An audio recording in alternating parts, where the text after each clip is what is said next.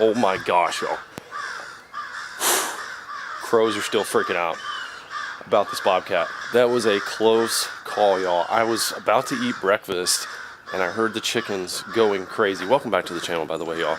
Thank you for being here. I was startled by the chickens going crazy. They were just, they're normally like really quiet. I came out here and I thought there might be like, there's been a local cat, like a neighborhood cat that's kind of come in and messed with them. When I walked outside, there was a bobcat on top of the run. As soon as it saw me, it jumped off. I kind of like peeked around the corner and it jumped off, and then I ran around the other side, got my camera, and I was able to film it. Girls, that's a exciting way to start your morning, don't you think? I'll go ahead and take that thank you for building an excellent run here. That bobcat circled this thing a few times. I unfortunately didn't have my my little game camera running. It just kind of slunked off into the woods over here. I think this might be the same one I've seen on the cameras before, but it was pretty good size. Because we've had so much flooding lately, that normally brings, because we back up to a lake, that normally brings a lot of creatures into our yard, and usually we'll get pigs and deer, and we always have foxes that are around, but that's the first time I've actually seen a bobcat like in action trying to get at our chickens. But now that that thing knows that there's 3 plump chickens in here, I'm sure that he will be back. Here's the problem that I was faced with. I always have this issue. Do I face that moment without the camera? And I was gonna grab my bow because I've wanted to get a bobcat with my bow. That would be something really, really cool. I could have done it because I was sneaking around the house. It would have been, I could have got it done. I have this great deck up here that acts as cover, and it's, you know, obviously opens up a lot of lanes out here in the yard. So if I was able to get up there with the bow and just with it circling, I think I could have got it done. It'd be easy, like 18, 20 yard shot. But I grabbed my long lens so you guys could see it. So just go ahead and smash that like button for it, please. And the other unfortunate thing is I was gonna move a lot of the chicks out here today, and the duck, I mean, they're just getting huge, y'all. They're at about 4 weeks now. Really, they're about ready to go in and integrate with the other chickens about 5 weeks, but a couple of them are a little bit farther ahead. Our Easter eggers are, so I wanted to get them out here, and they already have most of their adult feathers, so they can handle the climate right now. It's like in the 70s. But with that little flimsy thing, I don't think so. And I have a whole nother coop and run that I could put them in, but it's just, man, it's a risk. It's definitely a risk. So I've got this one right here that is pretty safe. It's pretty enclosed, but still, y'all, I mean, there's daggum sharks out there in the woods. And I'm still bummed about my Mississippi trip getting canceled. That was going to be, it was like going to kick off the crappie for me for the season. So now I'm just trying to figure out, like, where can I go and attack both? And honestly, y'all, with this Corona situation, I've thought about just go ahead and freeze locking a bunch of fish. Like go out, start catching, you know, a dozen fish or so and putting them in Ziploc bags so we can have fish fries just in case. I mean, we have a lot of deer meat here and still some elk meat, and you know, I'm very fortunate in that regard. It's always nice to have more, and I do like me some Golden Crispies. Getting about that time of season, they're freaking delicious in the summertime when it's hot. You come off the water, you can put them in there and get a cold beverage. Delicious. But springtime, it's always a good time for Golden Crispies, y'all.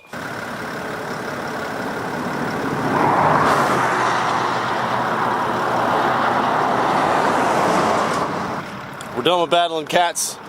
We find ourselves on a Texas highway now, drastically changing conditions with the sun coming out finally, and the mist has dissipated. So got a little word from our good buddy John B., who I hardly ever fish with on my channel or his channel, but we do a lot of Guggen Squad videos together, and so that's what we're going to go do. We're doing some more Guggen Squad videos. Pardon the highway noise. Had to pull over and get some agua. Stopped at the Buc-ee's and got me some pecans, some sugar pecans. Y'all know what I'm talking about. It was weird. People were wondering, like, are you going fishing, man?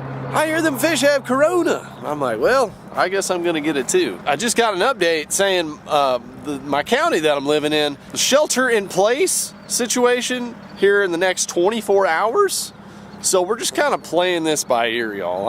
I'm going out west, but I'm on standby to go home in case things get crazy. These are crazy times. Anyway, I gotta wet my whistle because these pecans are drying me out. But I got a boat.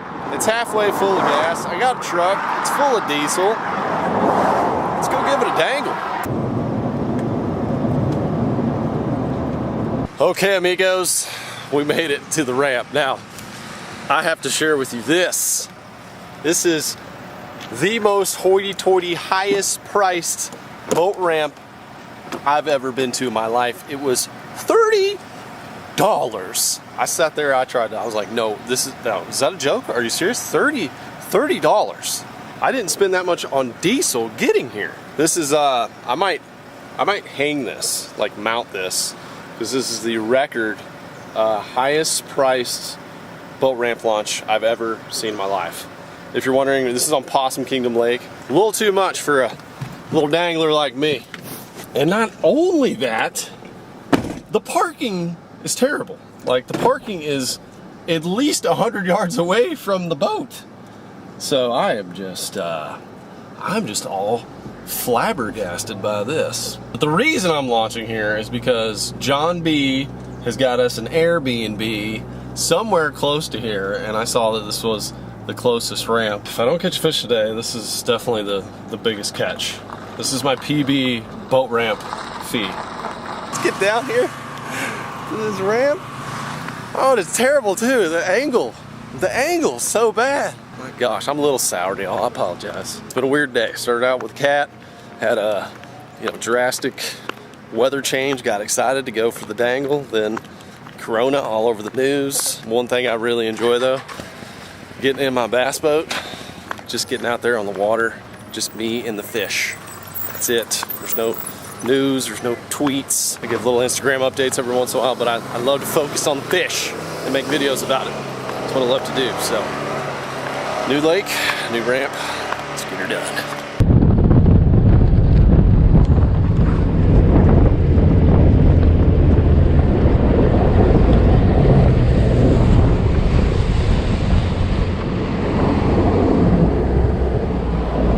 What an interesting ride that was.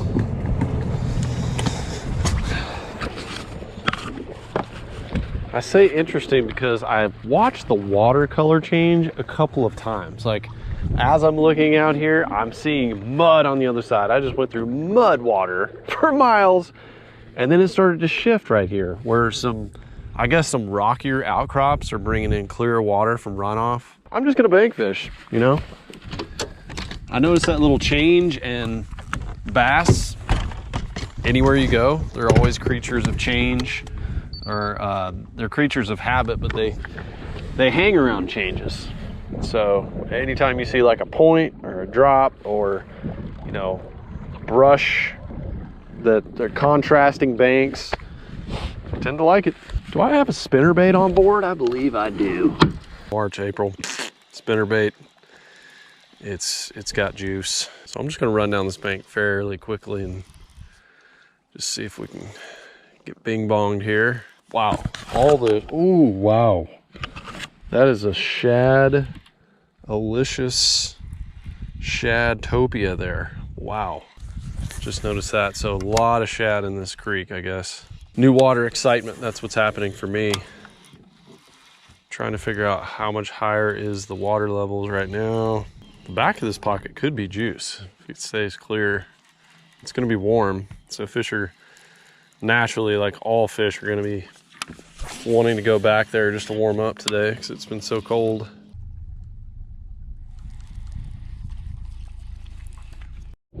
Oh God, I'm kicking myself. I thought my camera was rolling. I'm so sorry, guys.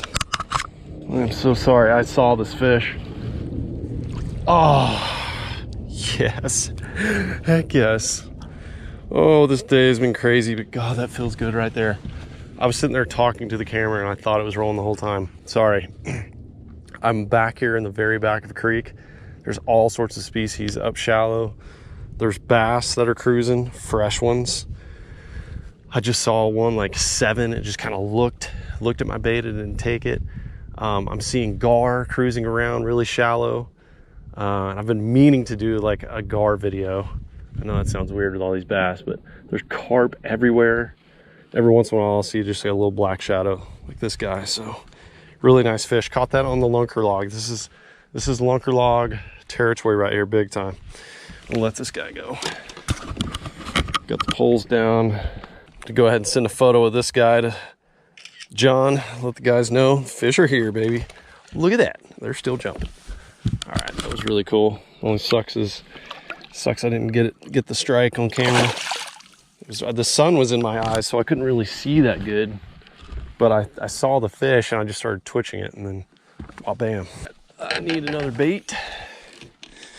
These fish are just gonna be moving up in here this afternoon with being so warm. So I've got the poles down. Just gonna take this lunker log and twitch it very lightly around in the shallows. That's my first sight fishing bass of the year, I believe. So many shadows swimming around right now, guys. 3/0 hammer hook right here, and I've got 20-pound Googan Squad fluoro, because you just never know when old Big is gonna take it. There's another little bass right there. Man, I've got this just big needle nose gar sitting right here in front of me. He's gonna bite this thing. Boom. He took it. He's got it in his mouth right now.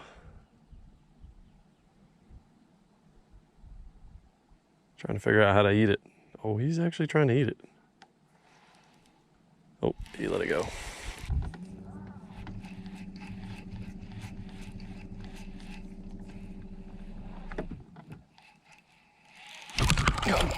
Oh, I had that fish on. Jeez. Didn't even know it.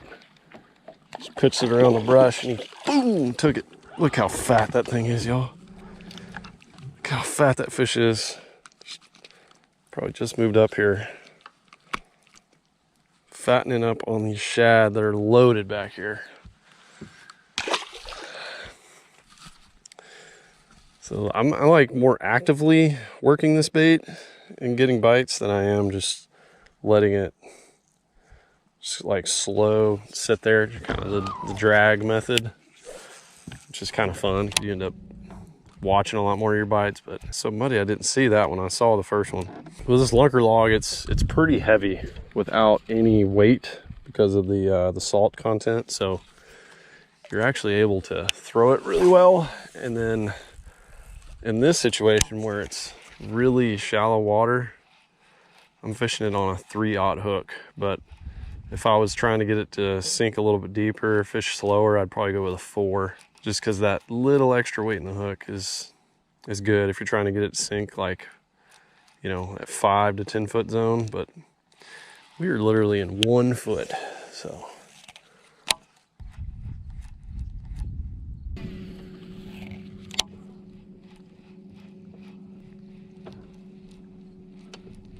Oh, go, jeez. God, I'm working it. Shallow.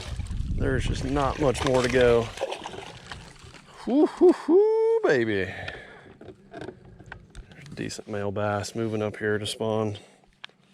Got some black dots on him. Heck yeah, baby. Oh man. Let's see, rock bottom. Spawners. And my trolling motor is hitting the ground here, so I think we've reached the end of our road. We just went ahead and did it, went as far back as we could go, and we're just in the dirt. There's a couple of tactics that you can do in really shallow water like this, but mainly it's going to be plastics, and it's going to be, you know, almost at the surface sort of thing. This time of year fishing in creeks, or if you're bank fishing, I would get you a spinning rod too. Get some braid on it and you can bomb your baits. Now I'm throwing, you know, like your typical bass setup with 20-pound line and everything, but if these fish were more spooky, or if there was bigger fish, if I saw one, I would probably get out a spinning rod and really reduce the size of my line and my presence. A lot of times I turn off my electronics so there's no plinking sounds or anything, because these fish just get spooked. Another thing you have to have, y'all, is polarized sunglasses. And yes, I'm going to plug Mondo Optics. If you have never used polarized sunglasses, you have to do it this time of year. Even if you're not looking at fish, if you're not bed fishing, if you're seeing that log, if you're seeing that light spot in the water, that's what makes all the difference right there. You can throw to that and then get a bite, and it's basically like sight fishing, but you're not seeing the fish. So you're visually looking for those little cues, and this is the time of year where it's super important. Like in this situation right here, this water is normally really clear, but right now it's stained to muddy. So having the polarized sunglasses on, I'm able to look down in the water a little deeper just to see that log or that little stick that those bass are probably going to be on. So anyway, enough blabbing. Link in the description, get you some optics. I'm going to keep casting around here. We don't have that much time left. I can hear water trickling in somewhere from the bank, so there's some sort of runoff happening. I'm just working my way out of the back of this creek. And this bank, this side looks a little flatter. Water is 70 degrees right now. And those bass, oh my gosh, that was a defensive strike. Gosh dang. Those bass, these bass, this one included, I'm sure, they're fat and fresh, which is what you want. Like they're not spawned out or... Sorry, I gotta focus right here. We gotta get this fish. Okay, anyway, I guess that fish doesn't want to bite.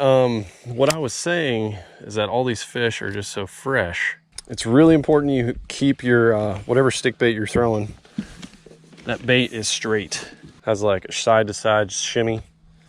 And if you get a kink in your worm, then it starts to get twisted up on you and just kind of swirl. It doesn't look right.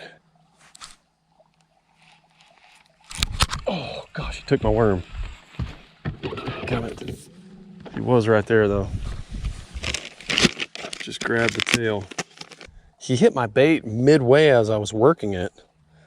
And I've got that 3/0 hook on there, not as much meat on the bone, so I didn't give him a chance to eat it very good. Sun's going down. Y'all, so far, backs of the creeks. That's the winner. That's winning the game right now. Those fish are fresh, just moving up, and they're willing to bite, which is great. You know, if you go to those fish midway through the spawn or post spawn, they get super finicky, but they're just willing to bite your lure right now, which is obviously what you want. Here we go. There's a jig fish. Oh, he hit it close to the bank. Oh, get up in here. Oh, I like to see that jig in the nose of your face. Oh man, that might be the day ender right there, y'all. That is the Lil Juicy finesse jig with actually a junior size crack and crawl. Nice little finesse combo. That fish is a little bit more beat up, but still really nice. And that is approaching a little secondary point. That fish was not far from the bank. So I'm just gonna fish my way around this these next couple little secondary points. See if I can pick up another one. And then it's gonna be time to go in, see the guys, talk about the day's events.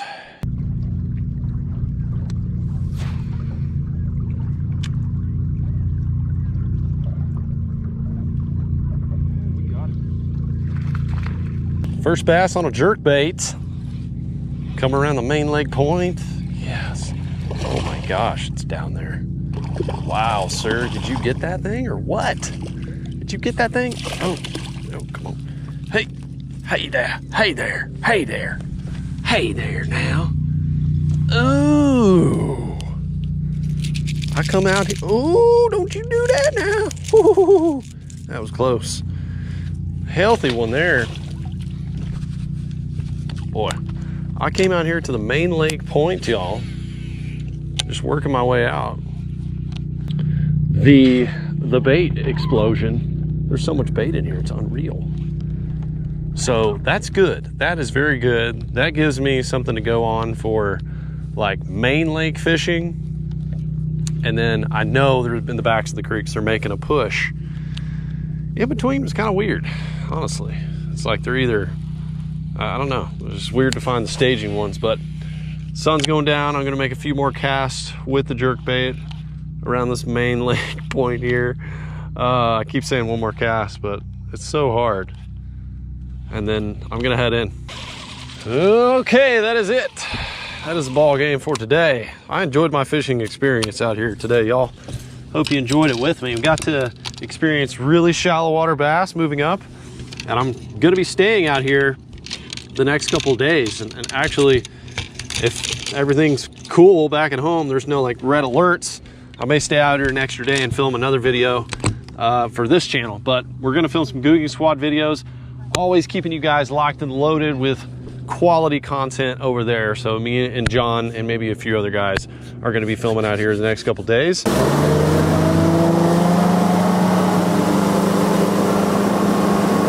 baby, life is good on the water, y'all. Go ahead and smash that like button for outdoor greatness.